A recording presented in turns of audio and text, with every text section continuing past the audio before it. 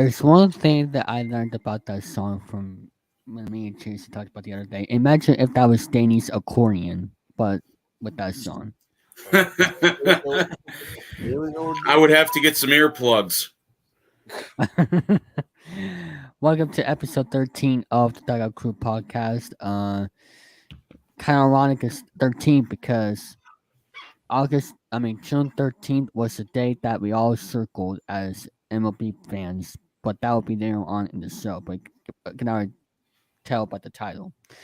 But this is also the first episode since I've had 1,000 subscribers. So I want to thank everybody who has subscribed and thank you all so much. Thank you. And welcome back, Joey. And as for Jason, well, we need a funeral. So we need a funeral for the Mets because the Braves kicked their butt so hard that whatever goes wrong will go wrong for the Mets. Whatever can go wrong will go wrong. But yes, thank you. So I'm gonna go one by one. How are you doing, Joey? They won 7 straight. I was very surprised they made it that far. Yeah. Because that was the thing with the what's it called? The Tigers. Because when they lost their 50th game, they were 17-50. But the A's, I think as of right now, they have a better record than the Royals. So the A's have finally made it out of that Yeah. complete cellar that is Major League Baseball now. And to which I Yes. say, the commissioner of baseball is a puppet. He needs to cut his strings, Yep. learn how to talk for himself instead of. Yep. And how you doing, Chester? I'm doing good. The Well, only outside, huh? we're glad that you're doing better than before. Thank you. And how are you doing, Eric? I mean, Doing good. Weeks has ups and downs as far as the Red Sox is concerned, but that's the way it is in Major League Baseball. So, hey, at least they took a series from the Yankees, so that's hey, at least good. first series, listen, that's a good way to start. Yep. It's just that we're in the bump of the road right now with the Rockies trying to get everything in place with the defense. Just got word that a little while ago that the Red Sox are to get rid of Kiki Hernandez out of shortstop. So I think Pablo or whoever's Valdez will be replacing. I was gonna say I don't think Hernandez is a natural shortstop. They put him in center field, and he was more of an outfielder than he ever was an infielder. Yeah, because he robbed a home run at the game I went to versus the Rays at Fenway. The first game at him. You gotta love that short bullpen wall. A lot of those home runs, they don't go over that short bullpen wall, but here's one that you guys ought to remember. I feel bad for Torrey Hunter. That grand slam big pop hit. I feel bad because the poor guy went, I can't really say it, but he went head over heels. I'll say it that way instead of the other one. I want head over butt. Yeah, head over. Yeah, exactly. It's just like, how are you feeling? It's just like, ooh. Yep. But let's go over the news right now. We do have a bunch of news to go over before we get to the main topic, which is the A's protest. But we're going to start with the injuries. Well, first, before I do that, I'm going to give credit to Eric's idea for me to organize the news here. So we do this more properly. Here are the injuries. Los Angeles Dodgers, Noah Syndergaard was placed on a 15-day IL with a blister on his sphincter. Yep. Rockies CJ Crone has reportedly been dealing with ongoing back suspensions since being placed on the IL. Astros placed Yordan Alvarez on the 10-day IL. That is a big blow for the Astros. Yeah. 4 weeks, he's gonna be out. Yeah, that's a big blow. Same with the Mets here, who, like what Joey said, what will go on. can't go wrong. Pete Alonso on a 10-day IL with a left wrist bone bruise and sprain. Yeah. Thanks to the Braves pitcher. I forgot who it was. I so written down, but Obviously, it wasn't intentional, but I don't.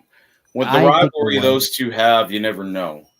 I think it was intentional because what I mean, whatever they could do to win, they'll do something about it. And Pete Alonso, the polar bear, unstoppable. People think, but no, the Braves have to do something soft. So that's up me and Chase to think about that. Especially Marcel Ozuna with his swing, cracking Will Smith on the back of the head. Yeah, he keeps Yes. apologizing for that, but once is an accident, twice is a coincidence. Yes, it's if you do it once, then fine. More than once, it comes with consequences. And the phone is ringing.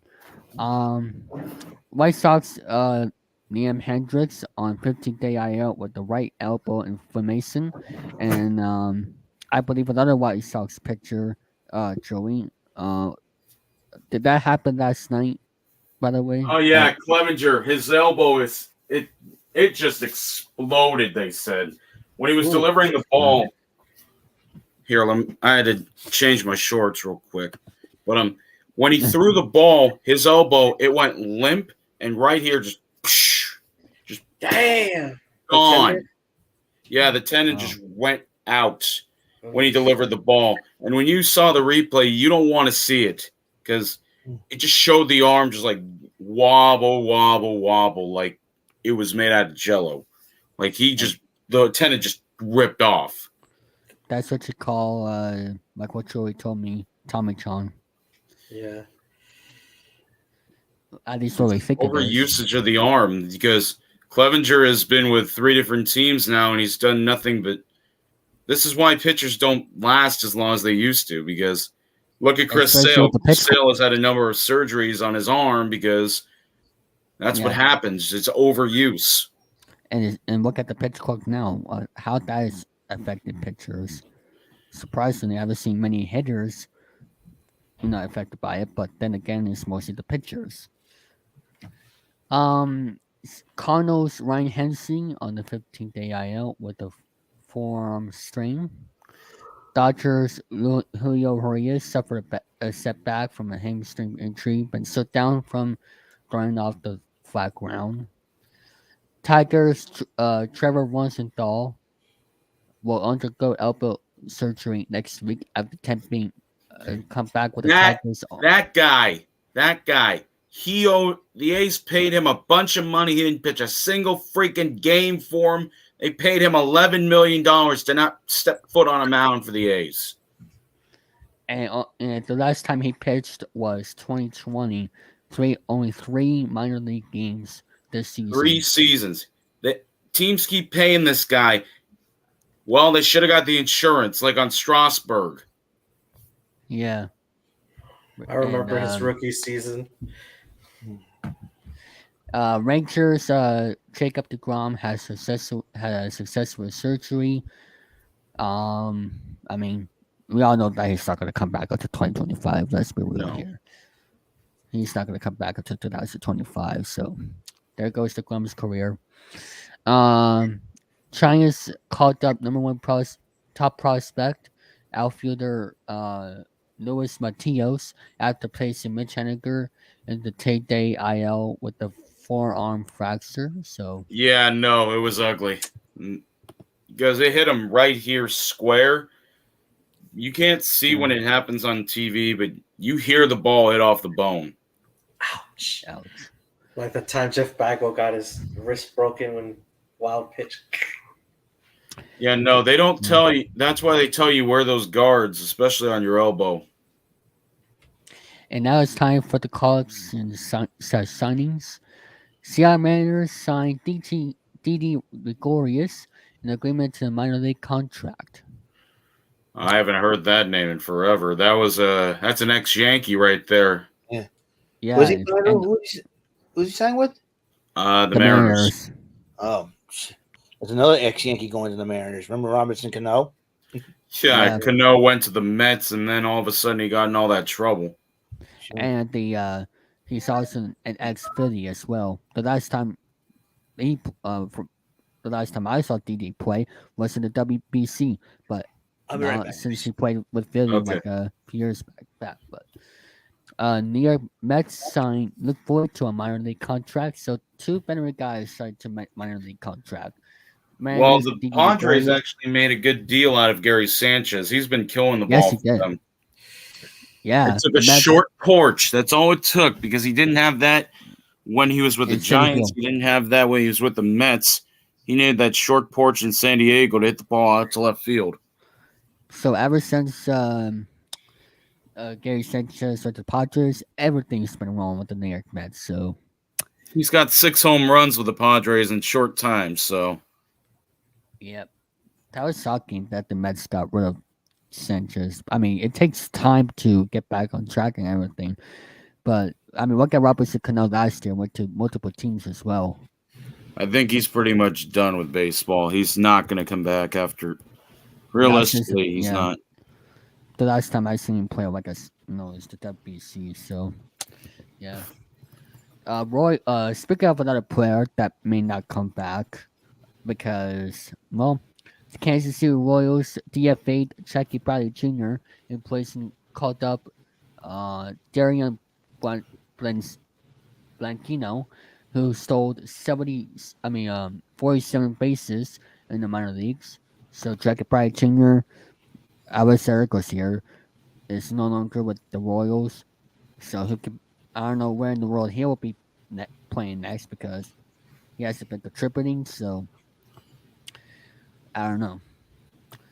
I bet he has the same. I bet Bradley Jr. has the same runs as Andrew Benintendi, 0. Andrew Benintendi, Joey, has 0 home runs this season. I hate to say it, but Andrew Benintendi was overrated. Even coming out of Yeah. Boston, he was overrated.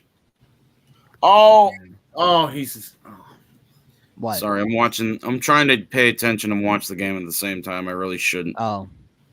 Oh, okay.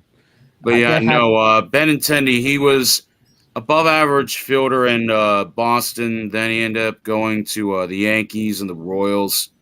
And I think he spent Yeah. some time in Toronto, and now he's with the White No, that Sox. was So he's. not Toronto. That was Bradley Oh, that Jr. was Merrifield. That's right. That's what Merrifield. And that was the Bradley Jr. Yeah, no. Boston just has that. They have that talent pool and everything, and it sucks because I'll say one thing for sure: they had Bradley Jr., they've had Benintendi, they had 2 really good outfielders. They just Yeah. could not translate their talent elsewhere. Yeah. Rangers caught up prospect right-handed pitcher Owen White. The Angels, Daniel Murphy signed to a minor league deal with the Long Island Ducks. Interesting there. That's the independent league, so he'll be back. hmm Red Sox infielder Trevor Story thinks he could come back to the lineup next month. So there's some news right there of Trevor Story. With the Braves, Jesse James helped off the field after being hit in the leg by a cutbacker yesterday by Miguel Cabrera. Yeah, that's very unfortunate because, especially for a young pitcher like that, you don't want anybody getting hurt. Like with this guy, Niels McCullers Sr. is out of the season with surgery. A lot of players have been getting hurt, but I don't think it's because of the pitch clock. I Really? think that's a bit excessive, in my opinion. You really don't think it's the pitch clock? That's what No, I everybody's don't. thinking. And explain why. If anything, pitchers and hitters have taken too damn long to get in the batter's box. I know I'm sounding like one of the old timers saying this, but if you had a sequence in which you needed to add time to get in the box and turn your head within 12 seconds, you'd be able to do that. You're walking to home plate. You're focusing. You don't have to go through the same routine you used to go to. All you have to do is prep yourself in the off season. This is why they give him so much time in the off season and during spring training that you get 20 seconds. They tested out the pitch clock in spring training and they knew about this. And yet nobody decided to prepare for it ahead of time. I don't play the game of baseball. I'm not a pitcher. I'm not a hitter. But if you're given 20 seconds, I think that's more than ample enough time Yeah. to be able to stand in the box or be on the mound. Yeah, I do agree that it should be. Also, I don't like the 8-second rule as well. It should be at least 15 or 20 seconds, and you don't have to look at the pitcher, hitter or anything. They just wait until the 20 seconds hits to be a check or to get pitch values. But the 20 seconds, that should be plenty enough. And like I said, it doesn't have to be at least 8 seconds. And that's ridiculous. Benny Pasquinto will go under. Vinny Undergo, Pasquantino. okay, but the Royals will undergo surgery to repair a torn Yeah, labrum he in tore his his right labrum shoulder. hitting a home run. Ouch. Man. Yeah, no, it happens. You can hit a home run because that's another thing is injuries happen out of nowhere, and especially in his case, he's more of an uppercut, like a left-handed Piazza with a helicopter swing. You got to be careful because swinging too hard will result in injuries, Yeah. including like you said earlier with Ozuna in the backswing. Yeah. It just result and anything you do will have consequences in the future. It's just like I'm not trying to tell hitters and pitchers how to do things, but you got to be prepared for anything. 100%. Here are the accomplishments. Jose Ramirez hit his 200 career home run with Cleveland. Yu Darvish hit his 100 career home run with the city. I mean, excuse me. Why did I say that? Yu Darvish has 100 career wins with the San Diego Padres. Andrew McCutcheon has had 2,000 hits now, with the Pittsburgh Pirates, and now he did it at Pittsburgh, so that was a great moment to see there. Andrew McCutcheon, what do you think of Andrew McCutcheon? McCutcheon, Joey? One of the greatest players to not have a ring. He will be one of the best players to not have a ring. He played in a tough division when Houston was bad and when all the other teams were good. Because even when you're facing a bad team like Houston was, think of how the A's have been doing recently. They're having a winning month, but they're beating teams that were in first place. So that's another thing you got to worry about is if the teams are in first place are losing to the worst team in baseball, they aren't prepared for it. That's why Andrew McCutcheon being on the Pirates and making the playoffs like he did, that's a different story. Because he played for a team that doesn't necessarily have too many playoff wins or much playoff success in the last 30-some-odd years. You got to think about it that way. It's not about how much money you spend in Pittsburgh. They brought back a fan favorite for a team that, yes, they lost 2 out of 3 to the A's, but he's still hitting at a hot clip that he wasn't hitting in Philadelphia, with the Giants, or with the Yankees. He's coming back and being a decent hitter and a veteran presence in a lineup that needs it. I forgot about the Brewers as well. Yeah, I would have forgot about the Brewers if I had remembered.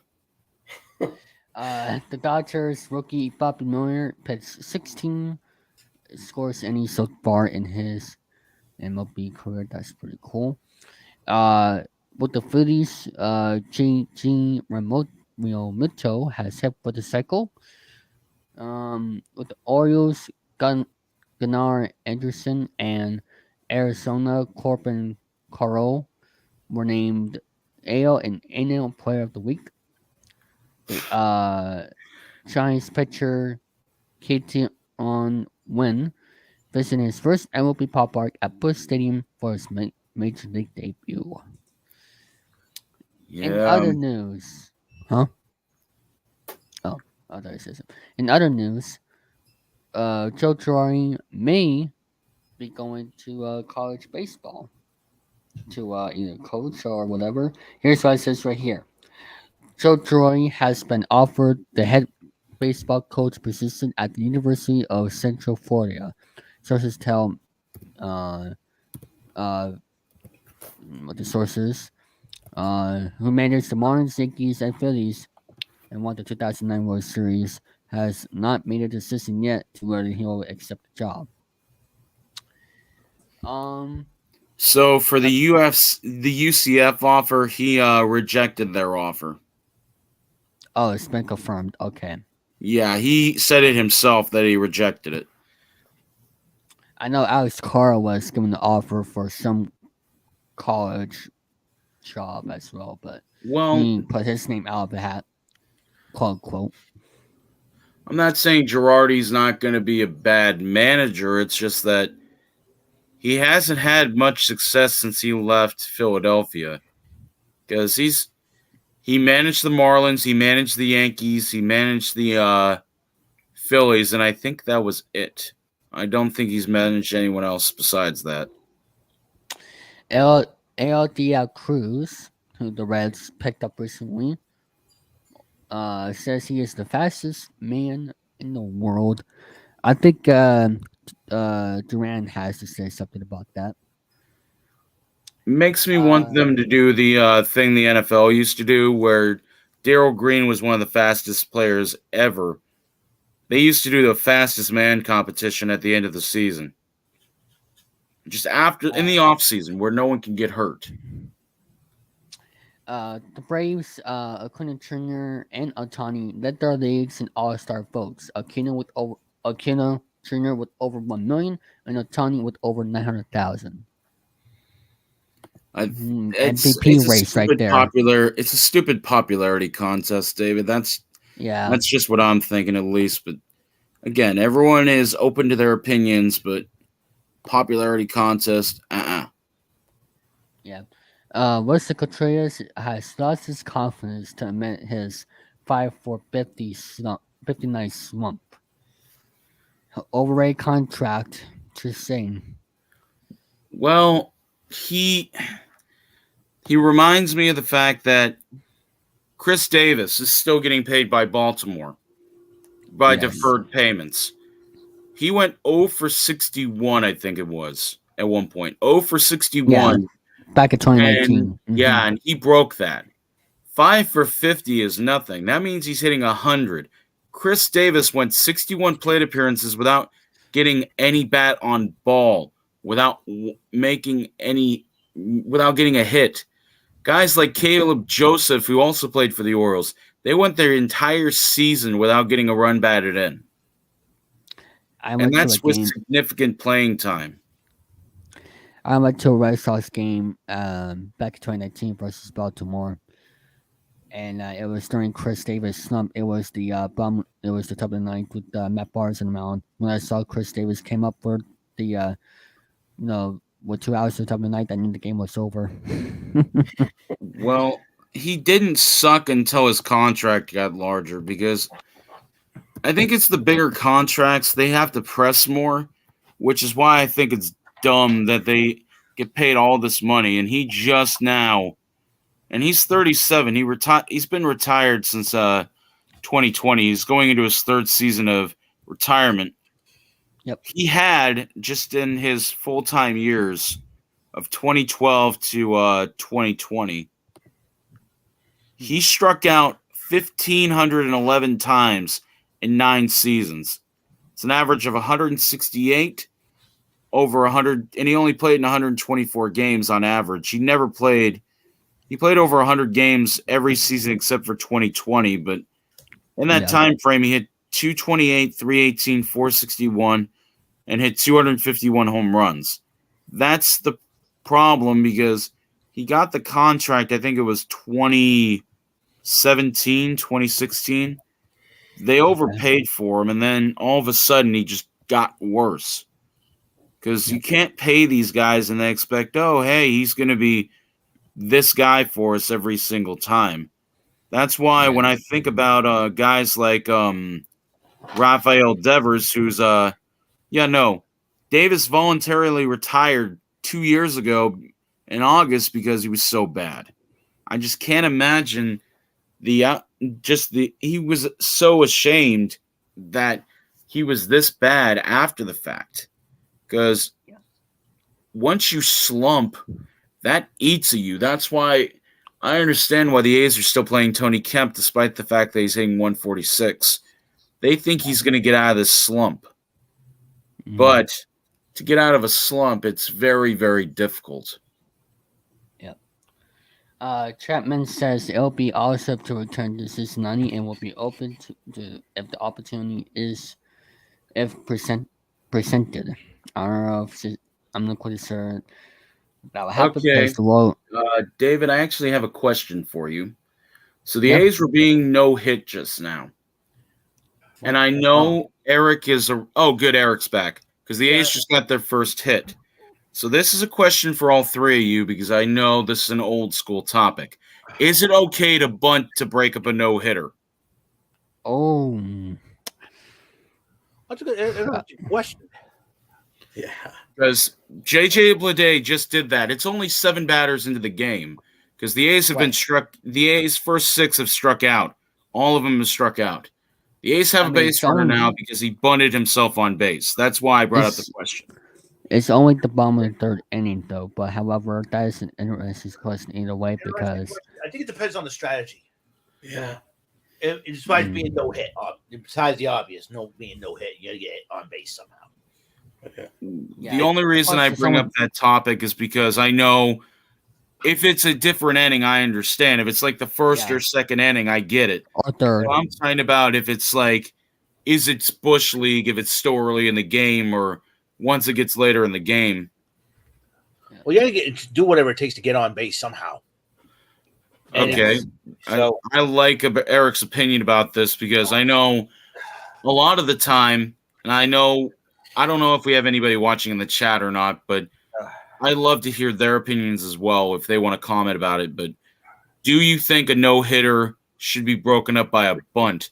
Because I know a number of times they don't like that. Most teams just get upset and then they try because you lose a no-hitter so quickly, and then I don't think you should nail the next batter. If it's like, for example, right now, if it becomes like with that bunt, and then all of a sudden it's a complete game one hitter, then that's a different thing. No, but it really depends because it's only the bottom of the 3rd inning, and it doesn't really matter. If it's like the 5th inning or plus, then that's a different story. Okay. The Mets pitcher Drew Smith ejected for sticky stuff, like what Joey said. What can't go wrong, will go wrong for the Mets. And the second pitcher for the Mets this season, after Scherzer, got ejected for sticky stuff, and now in the 10-game suspension. Damn. Oh. All because they want to get their spin rate. Probably. Well, that's the second one now because Scherzer ended up having that issue before too. Yep. So it's like, well. Come on. Nationals manager was heated after the runner was not called for obstruction. I think I should play the video right here, but audio only, to see what he had to say about that because I haven't seen this yet. So let me play it here right now to see what the Nationals manager had to say. Play in a familiar location. There it is, right there. Take a good look at it. Is that on the line? I don't think so. I'm over this play. Seriously, they need to fix the rule. If this is what the umpires see, that he's running down the line, I'm tired of it. Tired of it. Fix it. We lost the game, and he had nothing to say about it because he can't make the right call. Brutal. What was his explanation to you as you went out there? He said he saw him run down the line. So I said, we lost the game because you made the wrong call. You're playing a familiar club. Well, David, it sounds like it was one of those plays where the ball was hit. Where was the ball hit? I'm curious. I'll have to. Playing a familiar.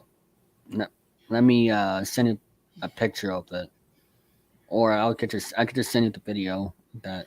Because there's many different types of obstruction, and I'm not saying that to say that, but if a ball's hit down the first base line, I just sent it to video, Joey.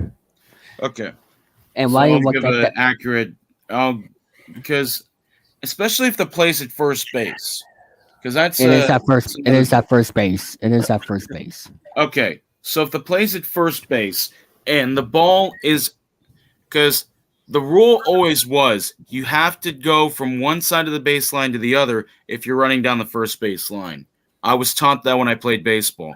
You got to give because there's different types where they just intentionally throw the ball on the guy's back and try and get obstruction that way. But all you have to do really is get the ball over the guy's head or just lob it over his head because specifically the runner doesn't have to get out of the way. Mm-hmm. Yeah.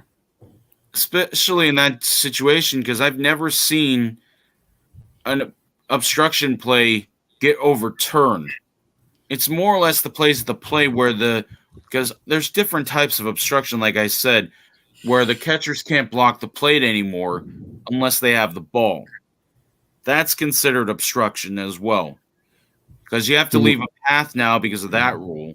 And then if the ball's hit on the ground to the pitcher, then the pitcher has to ensure the fact that you have to have the runner has to have a running lane. You can't block the running lane. So there's so many factors that just go into obstruction anyways.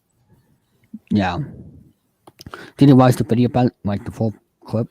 Well, if it's a ball in front of the plate, that's let me see here. Let me turn down. Yeah, no, that's a very easy play. That is a very easy play. Yeah. That's not obstruction. That is not obstruction. I hate to say, but that's not obstruction. Yeah. That's he throws it, but he hits the guy in the helmet. Yeah. How Like you can't call that obstruction? You cannot call that obstruction there.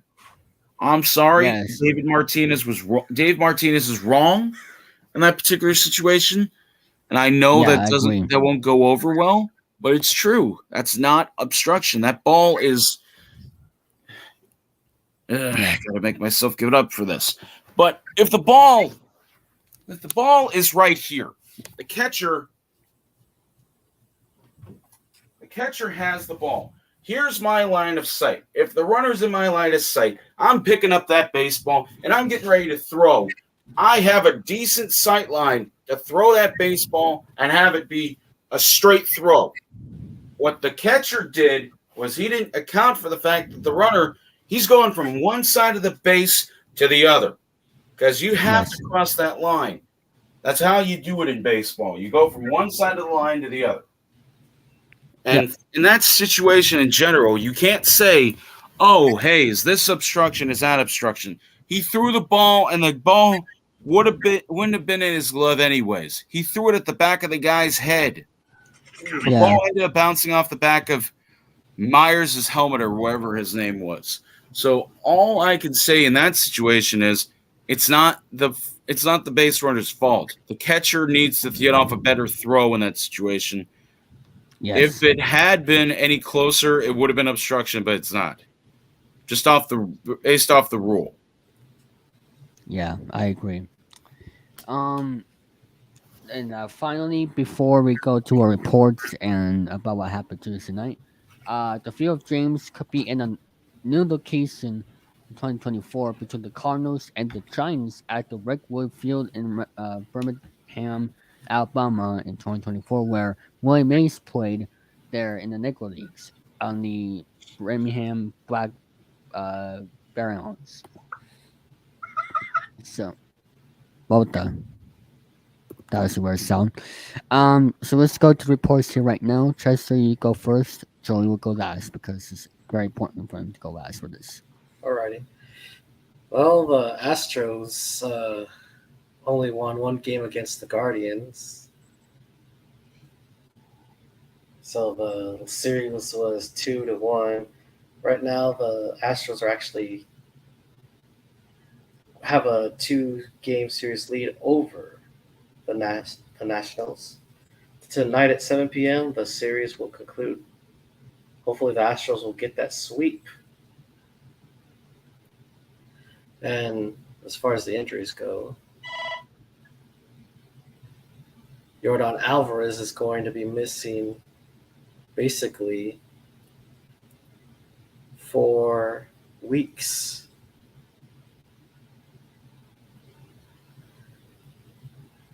So that's pretty much it on my end. All right, Eric. Well, the Red Sox. I'll tell you what. They started off the weekend. This past weekend, taking 2 out of 3 against the Yankees, which is really a big. But they still couldn't get out of the basement as of yet.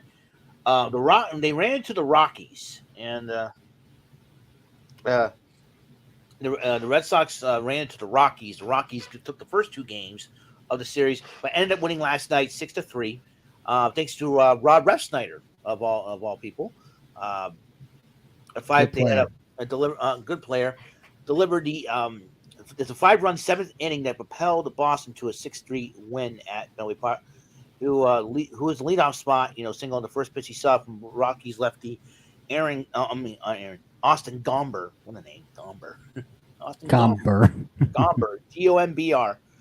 Oh, then probably Stone second, which, much to the delight of Red Sox manager Alex Cora, was the beginning of a game-changing performance. The thing with Refsnyder, he set the tempo early with the first pitch swing and stole second right away. And this is on from NESN.com, by the way. I'm reading from this one. This was something we were talking about, like score in every inning. He put himself in scoring position right away. 2 pitches in the game. That was a great feeling. And he found a way to overshadow that quick production with a key triple in the 7th inning that played 2 runs to broke a 2-2 deadlock.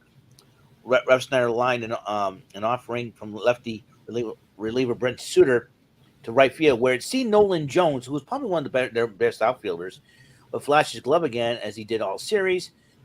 But he felt it was deep enough to sacrifice fly, but he got much more. Jones seemed to lose the ball in the lights as on his sliding attempt as the ball got past him, resulting in a triple for Refsnyder.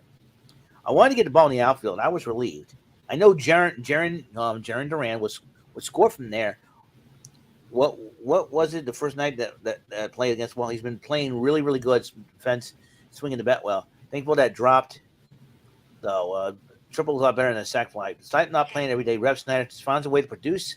This time helped Red Sox salvage a win against the Rockies. He's a good player, good at bets against lefties and righties. Cora said, and we're just glad that he's going to be here for more than this year. And needed 2 pitchers. Garrett Whitlock tossed in 7 innings, allowed 2 runs, 6 hits, one run, and struck out 7. Josh Winkowski pitched the final 2 innings of relief, letting up 1 run on 1 hit. The thing about all the stuff we were pitching, that's the cool thing about it. Early in the season, we didn't pitch. We were hitting.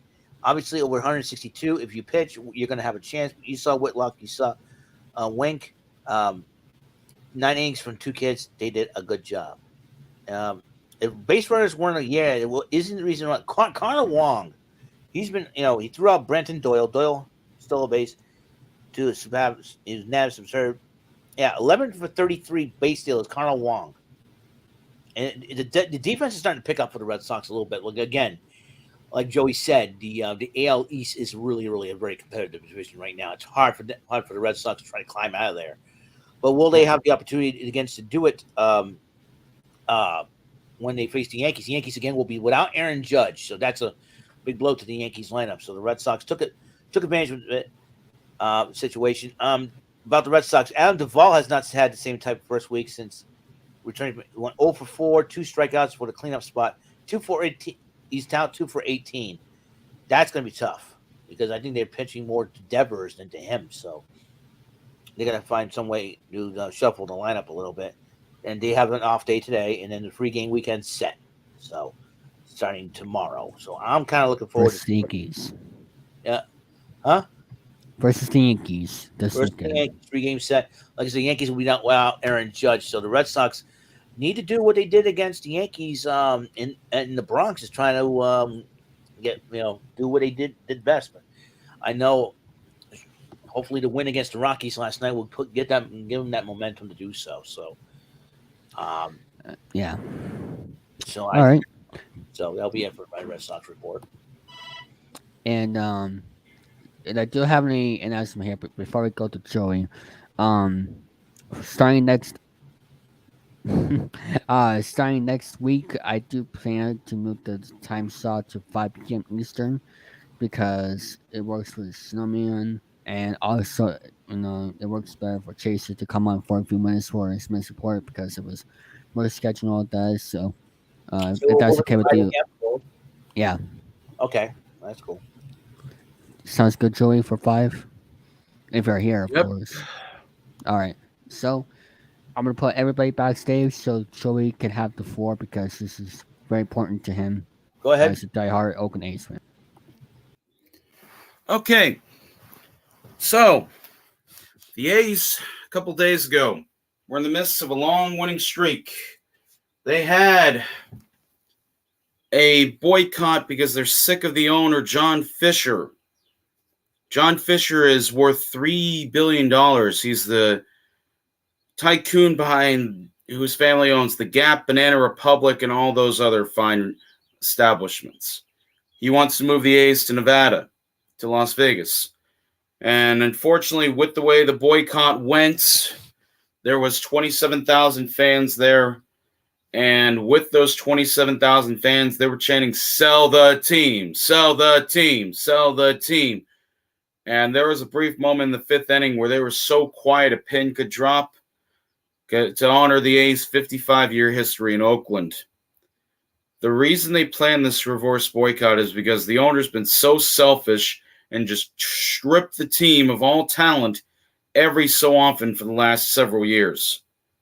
Trading talent like Sean Manaea, Chris Bassett, Frankie Montas, Matt Chapman, Matt Olson, Sean Murphy, among others, and letting Marcus Semien walk, being another one of them. He's just let player after player go, and he doesn't want to pay this team give this team any money. The team's payroll is in the last.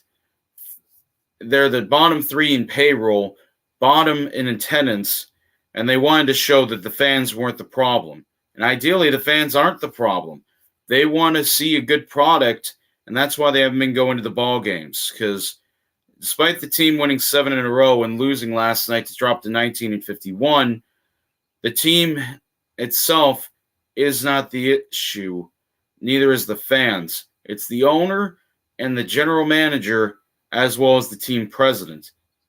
Because Dave Kaval, he lied to the team, he lied to the folks in the stands, and he lied to all the diehard fans, saying they were rooted in Oakland. Now, they're uprooted because they're going to Vegas, and Nevada legislature, their Senate just approved a bill for $380 million for their ballpark funding.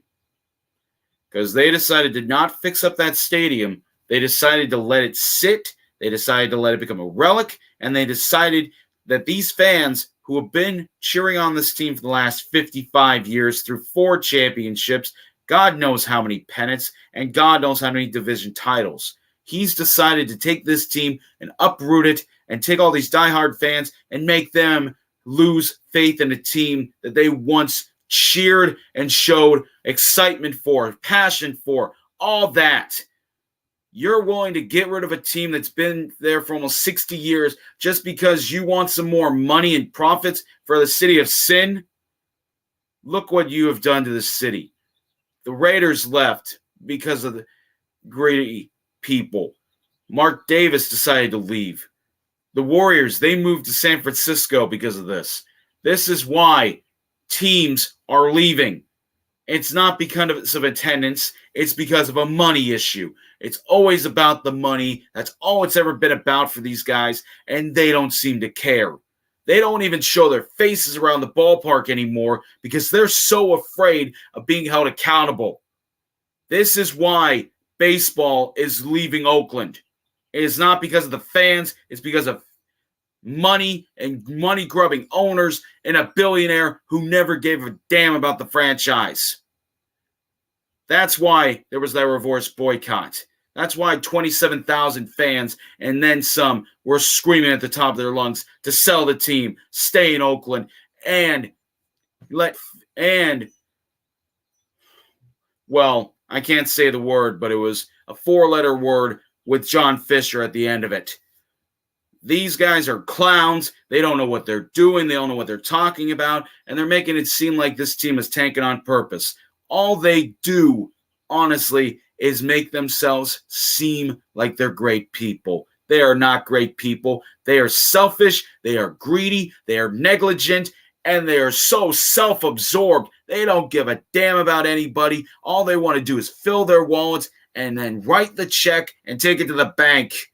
All that revenue that they're losing out on, they're saying, oh, it's okay. We'll just run 34 games for $99. Come bring your kids out for free, 12 and younger, on Sundays. You really think that's going to bring fans in after you tore this team apart year after year after year, not getting anything back in return? You stabbed these fans in the back. You made them look like they're incredibly stupid. And that is why these teams are leaving. This is why baseball is dead in Oakland. But the fans have not given up yet. So to you, John Fisher, to you, Dave Cavill, and to you, David Forst, go to hell. Thank you, David. That was great. Yes. Great one. Awesome. Mm-hmm. And I mean, Just I'm sorry, but if you are as passionate as a baseball fan as I am, that guy can go take it. He could take a baseball bat, he can shine it up real nice and shove up the knob end where the sun don't shine. There we go. yeah, and I was watching the game Tuesday night, and I couldn't believe what I saw. What how everything went. I mean, I didn't expect in the top out of the fifth among the signs, and then everybody just went crazy, and that was actually a little bit emotional to see because that is a historic franchise, and now it's just gonna be gone by the next 10 years. I don't know when exactly. They said 2027. 2025. That's when they're supposed to What? move. 25? Good God, that was gonna be 2027. No.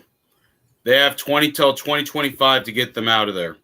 2024 is when the lease is up. If they aren't going to move, the relocation fee they've already waived. It's $30 million to Oakland if they screw up. $30 million to the city of Oakland if they don't get the A's a new place. That's why they're trying to leave.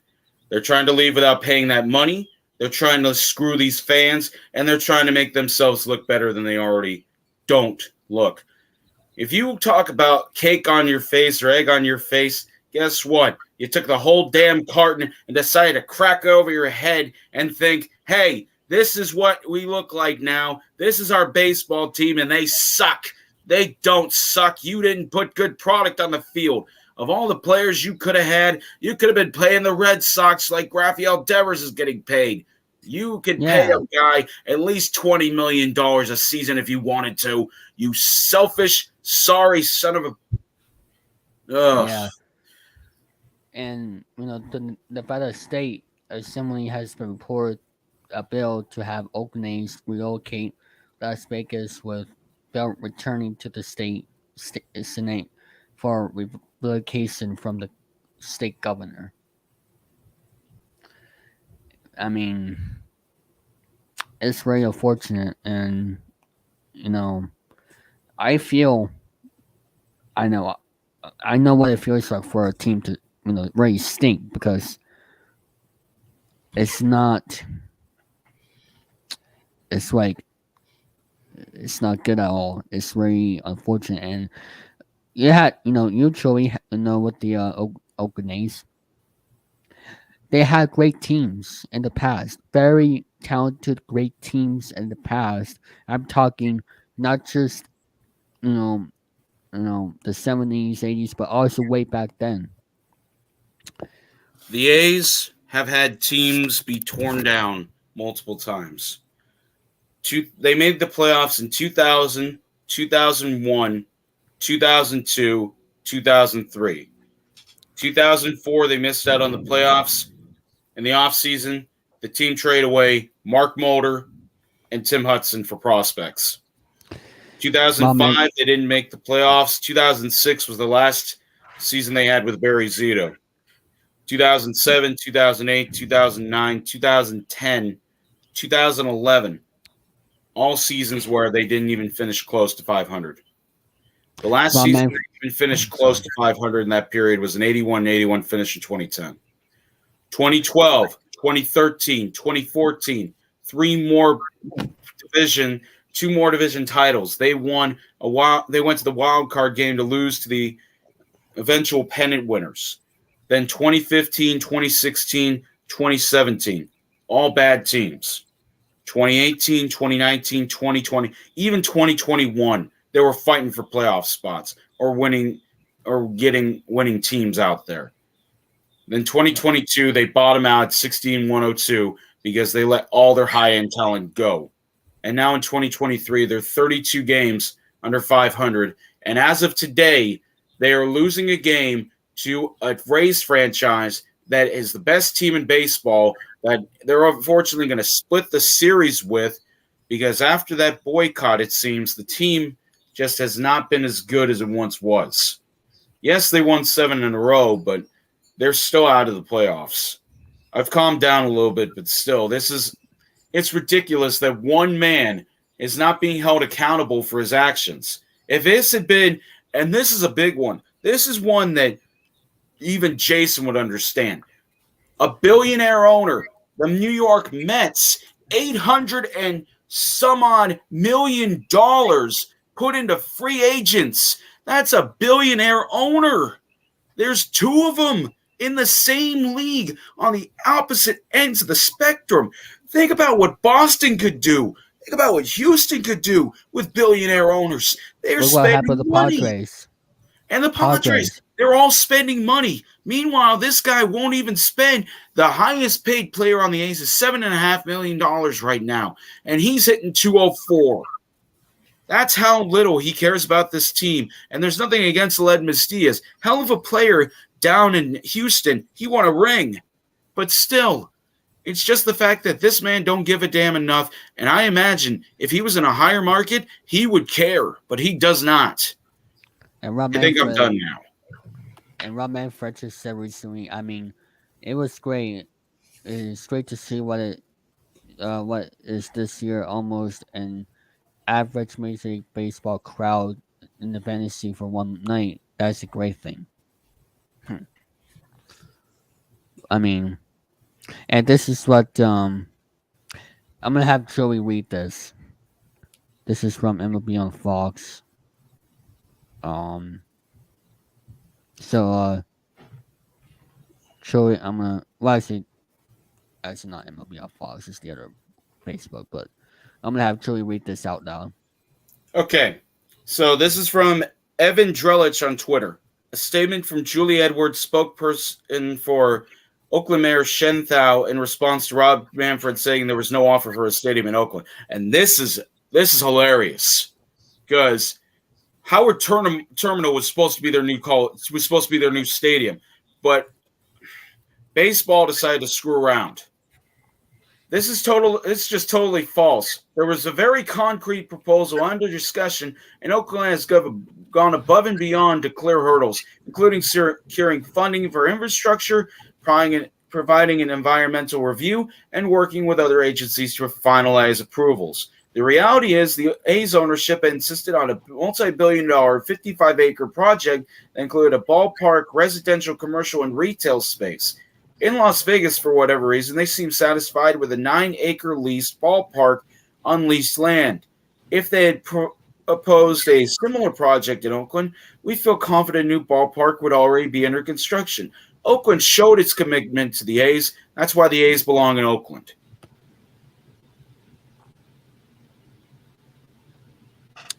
And your thoughts? Well, all I could say is Rob Manfred is a puppet. He is getting his strings pulled by the owners. He is making everything seem out to be the Oakland A's fault, the city of Oakland's fault, and it's not all his fault because previously in the 90s, the Giants were supposed to move to Tampa. This was before the Tampa Bay Devil Rays or whatever. This was 6 years before the expansion happened, and it did end up happening. That was the thing, because they provided expansion teams in 93 to the Marlins, where they were going to go, and the Rockies. And then in 98, they provided the Diamondbacks, and they provided the Devil Rays. So baseball clearly can come up with expansion teams. They could pull it out their behind for all they care. But it seems when a $3 billion net worth owner wants to move a team to Vegas, and they don't care anymore. All of a sudden, these aren't baseball men. These are scumbag businessmen who are underneath their suits full of slime and bullshit. Excuse my language. But if a man can't seem to get his thought process right, that a team wants to stay instead of being like the Baltimore Colts who got moved to Indianapolis back in the 80s, then he doesn't understand what baseball is. He goes to baseball games, says, oh, this is a wonderful sport that's being played with a bat and ball. I wonder what it's called. What do those big men, hairy men with big muscles do? Oh, they must be moving furniture out there, not playing with balls and gloves and bats and everything, and not getting paid to high-end contracts. This man doesn't understand the concept of baseball. He does only understand the concept of money, economics, financials, and fiscal business. If he wanted to be an owner in a bigger franchise, he's nothing more than a dirty, no-good businessman who claims to know the sport. That is what I think about the ballpark situation in Oakland. They had Howard Terminal ready to go, but they wanted retail businesses. They want big business because that's all he cares about is money. The money-grubbing son of a bitch. Yes. Chester, for a quick few moments, what's your thoughts on all this? Man, I hate to see a team leave like that. It reminds me of the time when the Seattle Supersonics were robbed of a team and the owner took them to Oklahoma City. It's all about the money for some of these owners. Mm-hmm. Eric? Well, all I'm gonna say is there's some owners out there that don't even know the sport real well, and all they think about is their pockets. That's all they think about is filling up their pockets. Just like every corporate executive in the world today, they don't think about the little people. They just think about themselves. Yeah. If I was an owner of a team, I would want to win badly. And Same here. And that's another thing that they don't think about, or they probably won't care about. What about all those people who work for the stadium? Did they ever think about that? The groundskeepers and everything else will go with them. They will go with them to Vegas. The hot dog vendors, the security people, the people who work on the stadium itself, they don't have a choice. They're not going to go with them. They're in Oakland. They're employed by the team. But they'll find other people. They said with that new stadium in Vegas,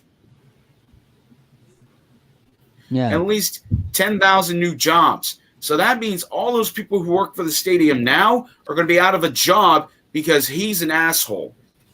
Again, sorry for the language, but still, you're taking away good jobs from people. You're stripping a fan base of a team that, yes, it hasn't been good recently, but they've had in the past and up till recently had over multiple millions amount of people going to their games every season except for the last 3. Think about that. The A's haven't had a bad attendance record since the late 70s and early 80s. From the 80s until the early to mid 2000s, they were averaging 2 to 3 million people a season. So attendance clearly wasn't the issue. It's just the fact that when Walter Haas passed away, that was the main issue. Walter Haas was one of the greatest owners ever. He cared about the team more than Charlie Finley did, the deadbeat son of a bitch. He was making people Oh, he tried to release Mike Andrews in that series again, in that World Series because he made errors. He's just like, I don't want him on the team anymore. They tried to get him off the roster. They tried to release him. This is why owners should not be businessmen.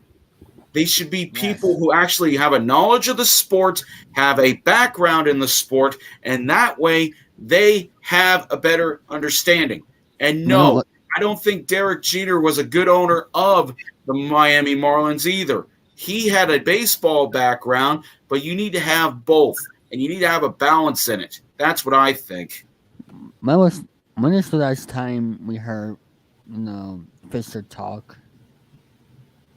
He has That's not my been to a question. baseball game since 2019. So there you go. It's like get him out there. I don't understand. We haven't heard from him since 2019. He's a billionaire. He doesn't have to answer to anybody if he doesn't want to. He's not going to be held accountable for something that's, quote unquote, not his problem, not his fault. It's his baseball team. He thinks he can do anything he wants with it. That's the main issue with these owners. They think, oh, it's just 25 men who are playing a game. No, it's not just 25 men playing the game of baseball. They have family. They have other things they got to worry about. Yes, they're making millions of dollars, but they're like all of us. They are trying to play a game which you can lose your job at any time. They could release you and you could be out on the street doing a normal job like the rest of us. But is it hard to get back to the real world when you've done something for so long? Oh, hell yes, it is. Because it's a struggle. It is it's oh my God, I'm so mad right now I can't talk. But it is a significant difference between being a baseball player, a baseball owner, and being as selfish as that man is, because he hasn't had to work a day in his life, and all he's done now is be on his mommy and daddy's freaking dime all of his life because his parents built that up, and he hasn't had to do anything to worry about it. If the Gap franchise went bankrupt today, he would be in the poorhouse, and it wouldn't bother anybody in the slightest. Amen to that. By the way, Joey, did you actually blacked out when you saw the top of the fifth inning? Or when they tied it or whenever? Just curious. Did you actually black out? Well, when they tied the game that night, I was at work. I was just keeping an eye on it while I was doing my job. But Oh, okay. I thought you were actually watching. You can't black out on your job, David. Well, No. that's right. Tell me. I thought you was watching the game. no, I would have been fired if they found out I was watching the game. I only check the score while I'm trying to do a job. But yeah, no, I was very happy when they end up winning that game because fans are never going to be a problem unless it's Philadelphia fans, and that's just me. Oh man, that's just me with Philadelphia because Philadelphia booed Santa Claus. Yep. That's all. That's what I have to say to them. Honestly, I just thought you weren't working, but I guess no. I have been working the last couple weeks. That's why the only reason I'm here is because I got given the day off. Okay. I know Jason's working because he gets the occasional day off too. Eric's got to work. You'll be working eventually, David. And I hope they give you a job where you're able to not go around and interview people, but actually be able to have the chance to go and experience this world where baseball isn't the only thing. Maybe you'll be able to meet a nice woman. You'll be like the rest of us. You'll meet a nice woman. Maybe she'll be interested in the sport, and you'll go hand in hand with her down to the soda shop too. Soda shop. What the heck? I'm sorry. I've been way too heated all episode, and I'm trying to be a little more light. Well, I'll give you many props for being able to come on today because honestly, I wasn't going to miss today because I know even if I had to work, I was going to either because you wouldn't have got that level of emotion if I had done something pre-recorded. You guys would have not seen that passion and everything else because it's hard. Going to that game I went to in May, big difference when there's fans there. Big difference. Because That's strikeout number 11. But still, it's not about how many games you win and lose. It's about your fan base. If they're still willing to show up for you every day of the week, then you're not doing anything wrong. Your fan base is the reason why you guys have jobs. Yes. That's the thing. They provide the revenue so they can get paid their contracts and everything. If Eric's getting paid $3 million a year and David's getting paid... So I had that kind of money, trust me. I know. I called you Derek. Jesus Christ. But Derek Jeter on the brain, mind you. No, I wouldn't call you Jeter. I wouldn't call you Jeter. Hey, listen, he has all the hot chicks, you know? I know, but I can only imagine. You change your last name legally to D. Eric Jeter. Yeah. And then Eric walks in and all the Red Sox gear and they say, get out of here. My family was his homie. Very cute. Nah. But yeah, no, it's a baseless situation in Oakland right now where all these players, some of which have come from many different backgrounds, are having to deal with a man who's, I presume, is not going to take this team any further than he already has. I don't Because know if he's going to Las Vegas, but I think he is. you want to know where he's been all this time, the last couple months? Him and Dave Kaval have been in Las Vegas, just schmoozing it up with the executives down there. That's all they do is, it's just like, I'm going to go kiss his ass. That's what they're doing right now. That's all they're doing, and I think it's ridiculous because the only reason they're down there is so they don't hear the A's fans say, F the owner and sell the team. You think he would actually be afraid if he was at that game incognito and having to hear him's name being shamed? Yeah. The fact of the matter is that man has no shame. They dressed him up. They dressed a cardboard cutout like Rachel Phelps from Major League. David, you are too young to hear this reference, and I suggest you plug your ears. Oh, I know. Yeah, the Rachel Phelps cutout. They did that for John Fisher with the leopard skin and everything. Oh, my God. It was the best part.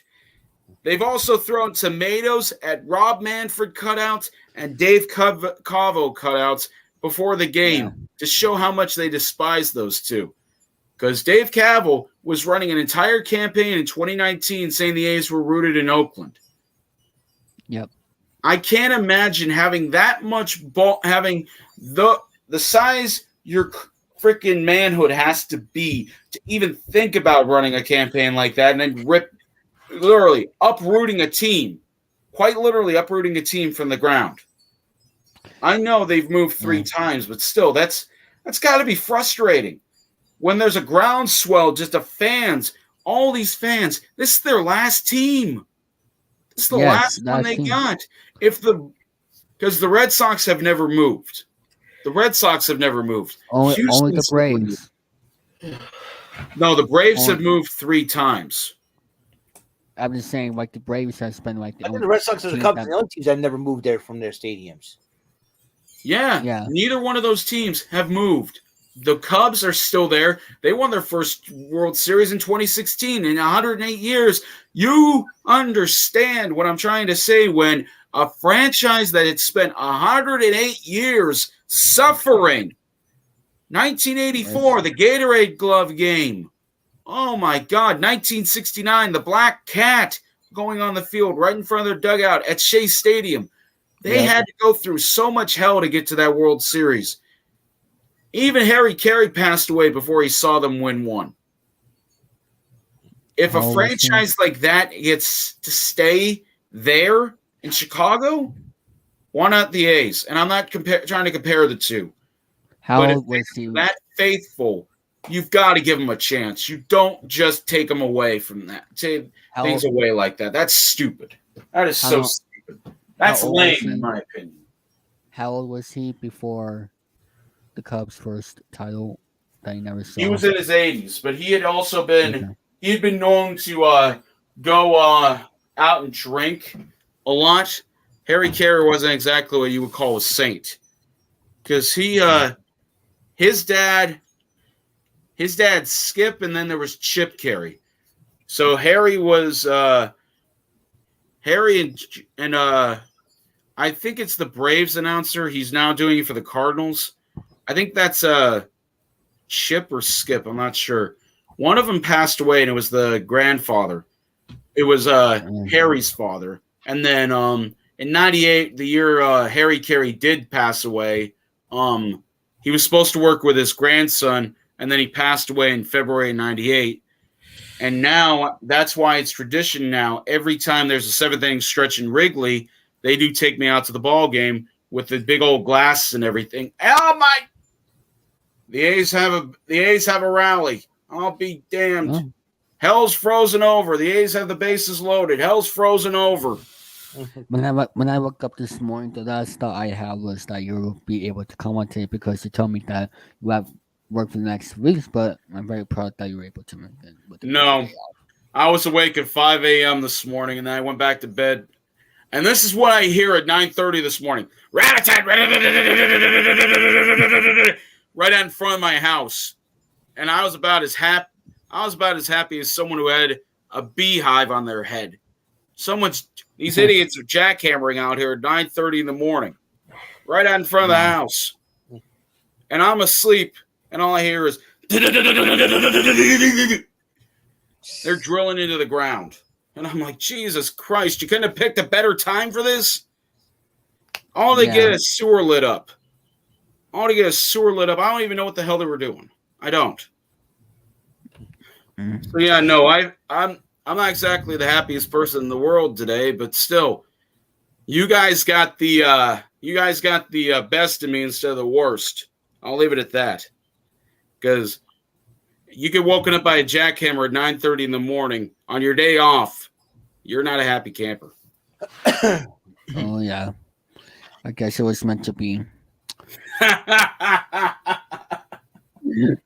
Well, I guess so, because it's like 90 today too.